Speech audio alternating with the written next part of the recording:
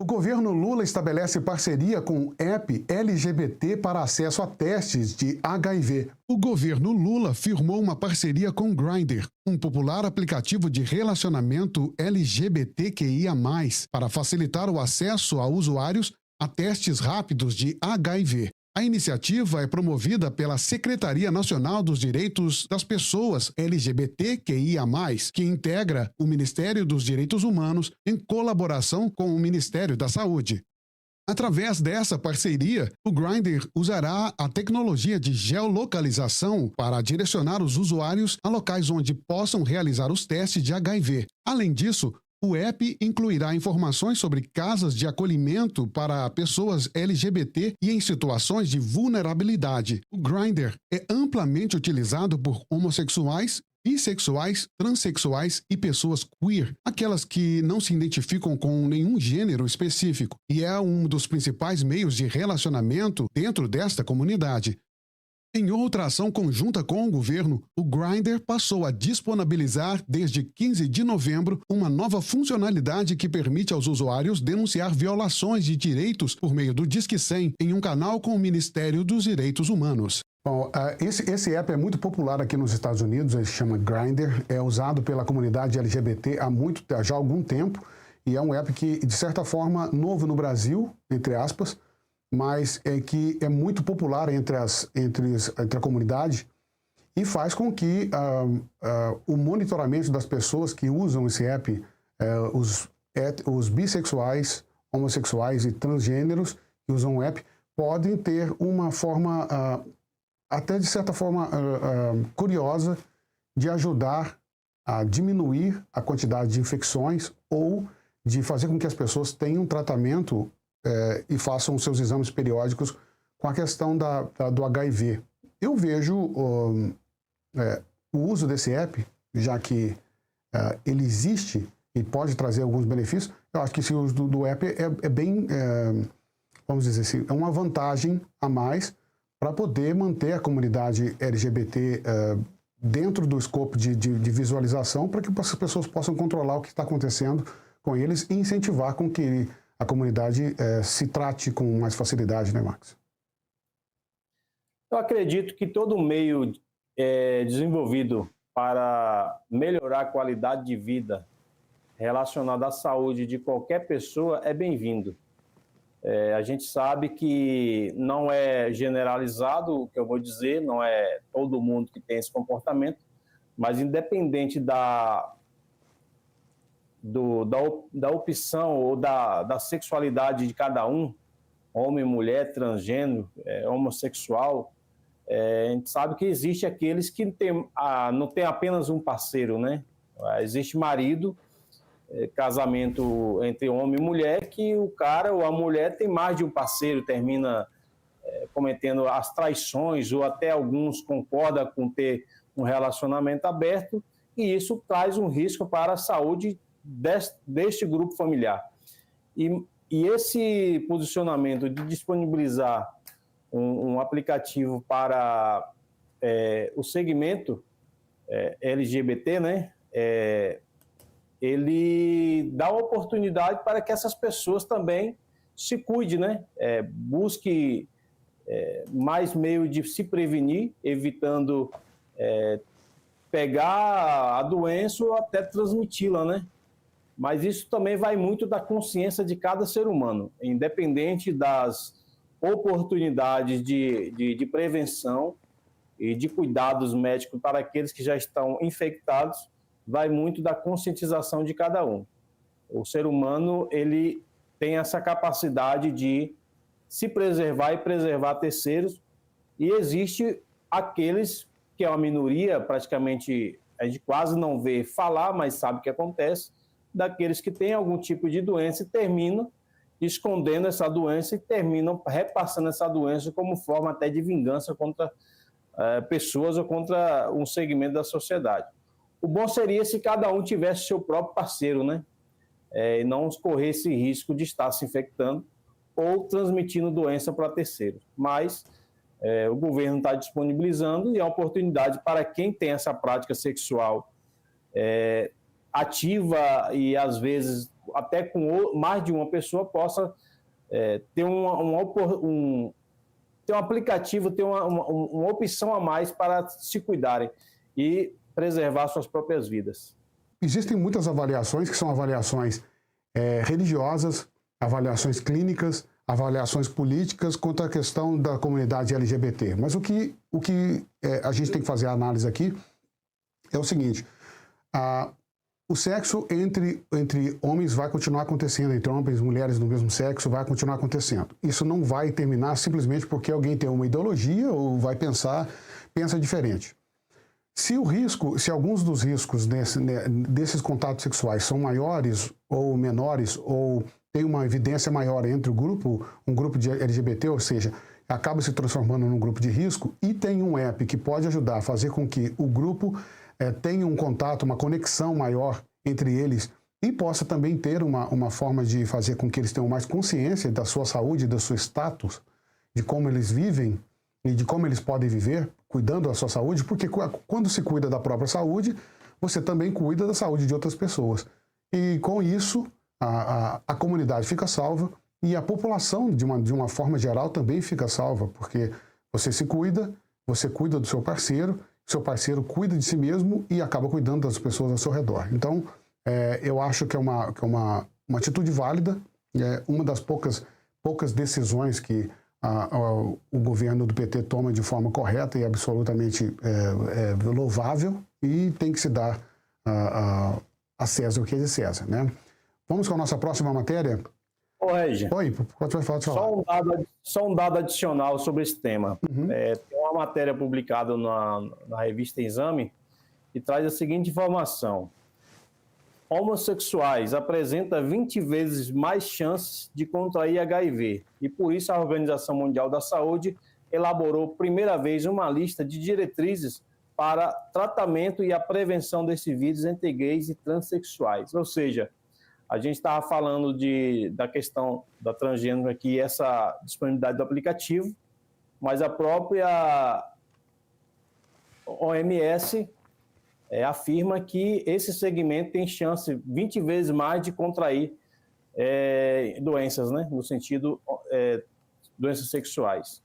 Então, a melhor forma que existe em todos os atos sexuais é a prevenção. E também aqueles que têm mais de um parceiro que também continuam se preservando, porque doença não está escrito na testa de quem tem, né? Exatamente. O sexo acaba sendo um pouco mais livre ou liberal de forma mais contundente entre o grupo LGBT, o que faz com que as pessoas corram um risco maior de contaminação. Então é louvável que esse app ajude para que o governo tenha uma forma de conscientizar as pessoas a se cuidarem, porque se você se cuida, como eu disse anteriormente, você cuida também das outras pessoas. Maduro corta água e bloqueia comida da Embaixada do Brasil. Venezuela contra o Brasil? Veja na matéria. O regime de Nicolás Maduro cortou o acesso à água potável e está restringindo a entrada de alimentos na Embaixada da Argentina na Venezuela, que está sob custódia do Brasil, segundo a oposição venezuelana. As informações foram divulgadas nesta quinta-feira. 6 opositores de Maduro, que trabalham para a líder opositora Maria Corina Machado, estão isolados na embaixada. Desde setembro, forças de segurança venezuelanas cercam o prédio, que fica em Caracas. O Brasil assumiu a responsabilidade da embaixada da Argentina na Venezuela no fim de julho, quando Maduro expulsou representantes diplomáticos argentinos do país. Segundo a oposição, o regime venezuelano também cortou a luz elétrica da embaixada. O candidato opositor nas eleições presidenciais, Edmundo González, afirmou que o governo está violando os direitos humanos. Essas ações não só violam os direitos fundamentais, como também acordos internacionais sobre proteção e refúgio diplomático. Exigimos respeito à humanidade e ao direito internacional, afirmou. González está exilado na Espanha. Em julho, as autoridades eleitorais da Venezuela, controladas por Maduro, afirmaram que ele ficou em segundo lugar nas eleições presidenciais. No entanto, A oposição garante que o candidato venceu com ampla vantagem, com base em dados de documentos impressos pelas urnas de votação. De acordo com a Convenção de Viena sobre as Relações Diplomáticas de 1961, os locais de missões de um país dentro de um outro, como embaixadas e consulados, são considerados invioláveis. Segundo o tratado, a entrada de agentes de Estado dentro desses locais depende da autorização do chefe da missão estrangeira. Neste caso, caberia uma autorização brasileira. Em caso de entrada sem autorização, o caso seria visto como uma violação do direito internacional. Uma situação bem constrangedora até, de certa forma, né? Como assim um aliado, um conhecido aliado do presidente Lula, tratar dessa forma o governo e tratar dessa forma um embaixador que deveria ter uma maneira bem distinta de ser como dizia, de ser tratado, principalmente pela embaixada americana, né? Perdão, pela embaixada brasileira. Aí, como cortar a água e cortar todos esses detalhes? O que está acontecendo com a Venezuela e o Brasil?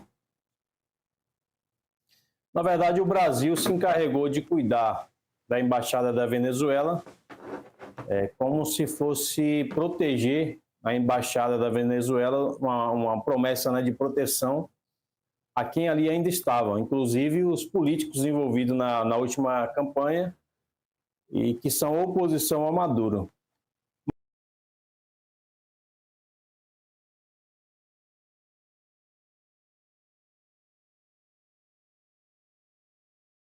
O Brasil e não prejudicar quem está ali na embaixada da Argentina, que está sob o comando do Brasil. O ditador, ele, apesar dele estar no poder, está incomodado 24 horas. Tanto que a matéria fala que a embaixada está cercada de polícias ali da Venezuela, os capangas de Nicolás Maduro, desde o momento que o embaixador da Argentina teve que sair do país, ou seja, e nesse bate e assopra do Maduro com Lula, uma hora está nervoso com Lula, uma hora está elogiando, a exemplo que semana passada ele emitiu uma opinião pedindo que os brasileiros cuidem do Lula, né? Fazendo relação com o suposto ataque ao Lula no suposto golpe. E o Lula fica sempre calado, né? Mudo, surdo, não consegue enxergar nada, não consegue cobrar nada do Maduro.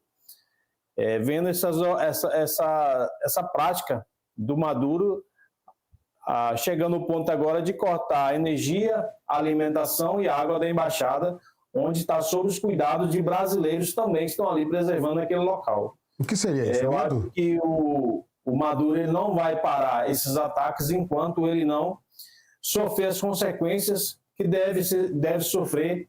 Acredito que no próximo ano talvez ele receba as devidas correções da qual a sociedade venezuelana que não apoia ele espera. O que você acha que consiste nisso? É medo? Está com medo de alguma coisa, o Maduro?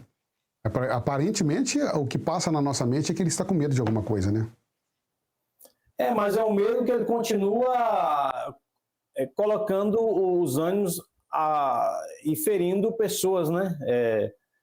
Nós tivemos informações no final de semana que os capangas dele, a polícia do Maduro, estavam na casa da mãe da Corina, né? Ou seja, se ele está com medo, ele continua perseguindo os venezuelanos, se mostra que além de ser um medroso, ele é covarde, porque ele usa uma força policial para se proteger do povo e, ao mesmo tempo, para perseguir aqueles que sequer encostam um dedo nele. Apesar de todo esse abuso dele, ele vive cercado de polícia, né? Polícia bolivariana, e tem sua integridade mantida, diferentemente do que ele tem feito com vários venezuelanos, que já chegou a matar diversos venezuelanos e expulsando políticos, opositores e até prendendo e outros que também vieram a óbito em razão de toda essa guerra do Maduro com seus opositores.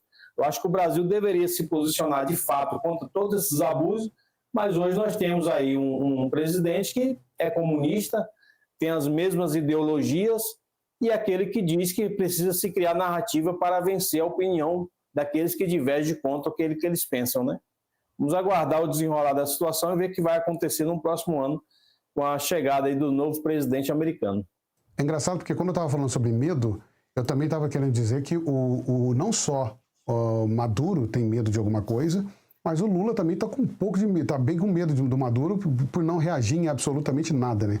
Tudo que o Maduro diz, faz, fala, as ameaças que até mesmo que o ex-presidente da Nicarágua fez, foi da Nicarágua, se eu não me engano, fez, dizendo que tinha vídeos explícitos sobre Lula, e mesmo assim o Lula não fez nenhum tipo de manifestação, ficou quieto, ficou calado e vida que segue. O Lula é aquele criador de narrativas, né? Mas nós sabemos que toda organização que comete crimes sempre deixa alguma coisa à mostra e que se tornam reféns. Esse grupo do Foro de São Paulo, eles têm as práticas criminosas deles, as táticas para suprimir direitos das pessoas, dos cidadãos, e, de alguma forma, deixam essas práticas ilegais expostas. Então, viram refém um do outro, né? O Lula, especificamente, ele ainda tenta pagar de bom moço se dizer que respeita a democracia, quando, na verdade, todo brasileiro que tem o mínimo de pensamento em dia, consegue pensar alguma coisa, sabe que Lula é um comunista declarado, ele já declarou isso, e também é um perseguidor dos seus opositores. Só basta ele se declarar literalmente que ele é o segundo Maduro aqui na América Latina, porque as práticas que ele já cometeu e comete são parecidas com a de Maduro. E quando ele não confronta os seus colegas, presidente da esquerda aqui na América Latina, ele possivelmente pode ter de fato esse medo de algumas ilegalidades que ele tenha cometido ser exposta por esses parceiros dele.